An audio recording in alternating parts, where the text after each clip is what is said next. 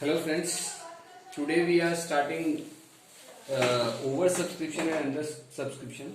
आज जो हम कवर कर रहे हैं that is over subscription and under subscription. तो बेटा व्हाट इज ओवर सब्सक्रिप्शन? जब अप्लाइड शेयर्स जो हैं वो इशूड से ज्यादा होंगे, और व्हाट इज अंडर सब्सक्रिप्शन? जब अप्लाइड शेयर्स जो है इशूड से कम होंगे. इसका मतलब ये कंपनी ने अगर 10,000 शेयर्स इशू करें, कंपनी ने अगर 10,000 शेयर्स इशू करें और अगर आपके पास एप्लीकेशन रिसीव जो है 15,000 शेयर्स है, तो इसका मतलब आपने क्या करा है? ओवर सब्सक्रिप्शन किया.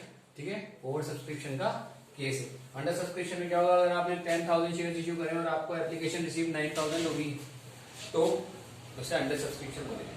बेटा अंडर सब्सक्रिप्शन बहुत ईजी होता है, क्योंकि अगर आपने 10,000 शेयर्स इशू करे हैं और 9,000 शेयर्स की आपको एप्लीकेशन आई है, तो आपको पूरा क्वेश्चन जो है 9,000 शेयर से सॉल्व कर देना. ठीक है, वहां पे कोई प्रॉब्लम नहीं आती. लेकिन अगर आपको एप्लीकेशन ज्यादा रिसीव हुई है तो कंपनी क्या कर सकती है? ऐसा कुछ डिसाइड कर सकती है. कंपनी कुछ कैसा डिसाइड कर सकती है? ऐसा कुछ डिसाइड कर सकती है. कंपनी ने क्या करा है? जो 15,000 शेयर्स आए थे उसकी 3 कैटेगरी बना दी, ए, बी और सी. उन्होंने कहा जिन लोगों ने 6,000 शेयर्स मांगे थे हमने उनको 6,000 शेयर्स दिए. जिन्होंने हमसे 6,000 शेयर्स मांगे थे और जो बी कैटेगरी को बिलोंग करते थे हमने उनको 4,000 शेयर्स दिए और 3,000 शेयर्स की एप्लीकेशन हमने रिजेक्ट कर दी. तो आप देख लो बेटा, यहाँ जो अप्लाइड है उनका टोटल 15,000 आ रहा है और अलॉटेड शेयर्स का टोटल 10,000 आ रहा है. करना क्या है बेटा ओवर सब्सक्रिप्शन के टाइम पे? बेटा ओवर सब्सक्रिप्शन तो हो गया, 15,000 शेयर्स आपके पास 15,000 शेयर्स की एप्लीकेशन आ गई, ये तो हो गया. 10,000 शेयर्स इशूड थे. ठीक है, अब आपने जो कंपनी ने ये डिसाइड किया है बेटा, जिन्होंने अप्लाइड 6,000 शेयर्स के लिए किया था उनको तो 6,000 अलॉटेड है, लेकिन जिन्होंने 6,000 शेयर्स के लिए अप्लाई किया था उनको सिर्फ 4,000 अलॉट हुए हैं. तो इसका मतलब ये है बेटा कि उन्होंने आपको 6,000 शेयर्स के हिसाब से 20 रुपए की एप्लीकेशन भेजी थी. ठीक है, तो इसका मतलब आपको 1,20,000 की एप्लीकेशन भेजी थी. जितने आपने उनको शेयर अलॉट किए हैं उस हिसाब से जो पैसा आना चाहिए था, उस हिसाब से उनका जो एप्लीकेशन अमाउंट आना चाहिए था बेटा वो 80,000 का आना चाहिए था.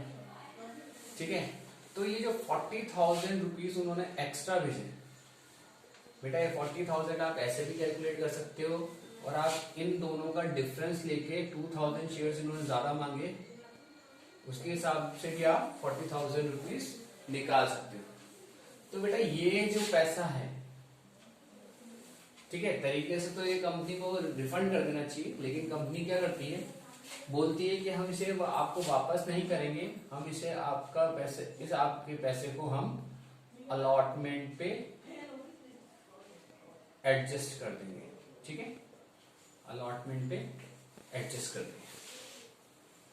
ठीक है, अलॉटमेंट पे एडजस्टेड हो जाएगा. ठीक है, अब हम बात करते हैं बेटा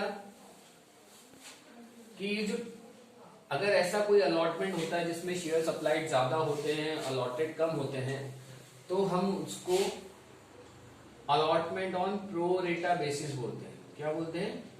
अलॉटमेंट ऑन प्रो रेटा बेसिस.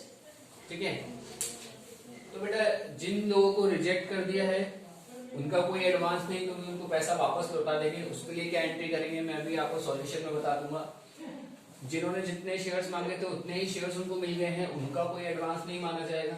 सिर्फ एडवांस उन्हीं शेयर्स का माना जाएगा जिन्होंने 6,000 शेयर्स मांगे थे और उनको 4,000 शेयर्स दिए गए. जो उन्होंने 2,000 शेयर्स को 20 रुपए ज्यादा भेजे हैं उनको कंपनी वापस रिटर्न नहीं कर रही है, कह रही है कि आपका ये जो अमाउंट है हम अलॉटमेंट पे एडजस्ट कर देंगे. ठीक है, अलॉटमेंट पे क्या करेंगे? एडजस्ट कर देंगे. ठीक है, अब अलॉटमेंट पे एडजस्ट करने के लिए अब ये बात अराइज होती है कि इसको शो कैसे करेंगे.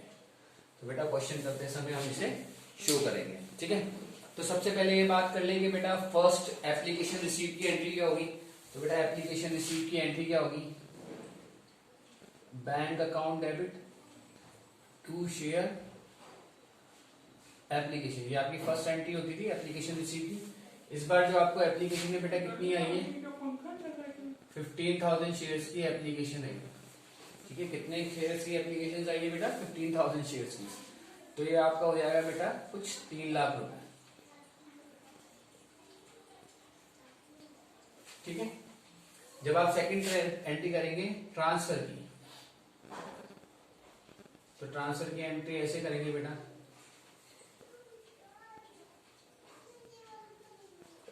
ठीक है। तो बेटा एप्लीकेशन तो आपको 3 लाख की है ये। अब बेटा यहां पर आप एक चीज देख लेना कि जो ट्रांसफर करना है अमाउंट शेयर कैपिटल के अंदर, वो तो आपको 10,000 शेयर्स के हिसाब से ही करना है, ठीक है। तो 20 रुपीज आप 2 लाख रुपीज क्या करोगे, ट्रांसफर कर दोगे। अब बेटा मैंने आपको कहा था जिन्होंने पैसा ज्यादा दे दिया है उनका अमाउंट अलॉटमेंट पे एडजस्ट होगा, तो उसके लिए आप अलॉटमेंट पे एडजस्ट होगा उसको शो कैसे करेंगे, यहां पे लिख देंगे आप टू शेयर अलॉटमेंट अकाउंट। कितना पैसा था बेटा, 40,000। और बेटा जिनको आप रिजेक्ट कर देते हो, उसके लिए भी इसी एंट्री में शो करते हो और वहां क्या लिख देते हो, टू बैंक, ठीक है। कितने शेयर्स को रिजेक्ट किया आपने, 3,000 शेयर्स को रिजेक्ट किया और 20 रुपए उस पर एप्लीकेशन थी, तो कितना आ गया, 60,000 रुपीज। तो बेटा ऐसे आपका एप्लीकेशन का एंट्री होगा, और जो ट्रांसफर एंट्री है उसमें अलॉटमेंट पे जो अमाउंट एडजस्ट होगा वैसे दिखेगा, और जो आप रिजेक्ट हुए हैं उनको रिफंड करते हैं उसको ऐसे शो करेंगे, ठीक है। अगर आप ये देखो तो ये बैंक टू शेयर एप्लीकेशन है और ये शेयर एप्लीकेशन टू बैंक है, मतलब जब एप्लीकेशन आई उसकी जस्ट अपोजिट एंट्री हो रही है फॉर रिफंडिंग द अमाउंट। तो ये दो एंट्री है बेटा जो एप्लीकेशंस की होगी। अलॉटमेंट की एंट्रीज कैसे होगी उसको भी एक बार देख लेते हैं बेटा। मैं इस चीज को रख करके आपको अलॉटमेंट बता रहा हूं कि अलॉटमेंट की एंट्री कैसे होगी।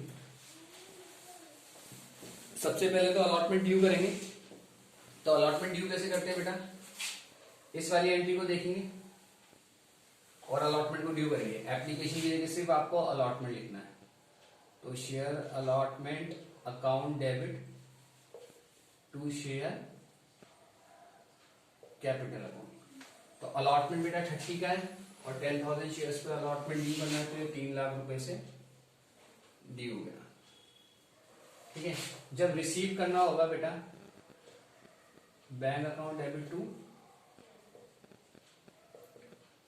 शेयर अलॉटमेंट का, तो बेटा आपको अमाउंट कितना आना था, 3 लाख रुपए। ये जो बी कैटेगरी वाले लोग हैं, ये जो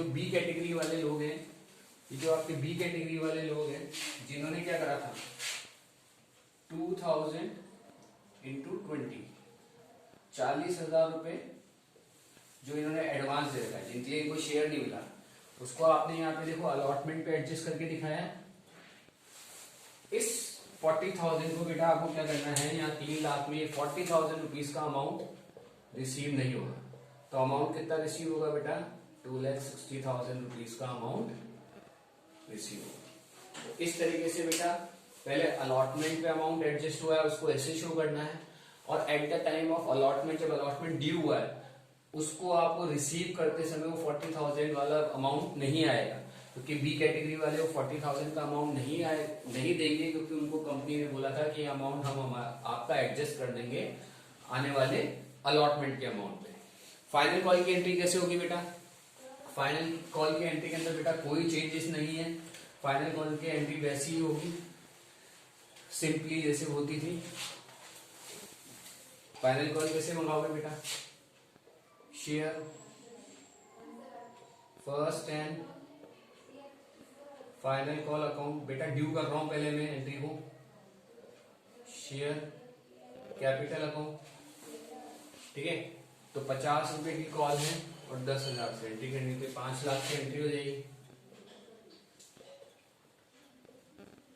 कॉल को रिसीव कैसे करेंगे, बैंक अकाउंट को डेबिट कर दो बेटा और share first and final call account credit कर दो, तो 5 लाख रुपए की एंट्री होगी। इस तरीके से बेटा ये क्वेश्चन होगा, ठीक है। नेक्स्ट टॉपिक में बेटा अपन फॉरफीचर ऑफ शेयर्स को डिस्कस करेंगे, ठीक है, नेक्स्ट वीडियो के अंदर। Thank you.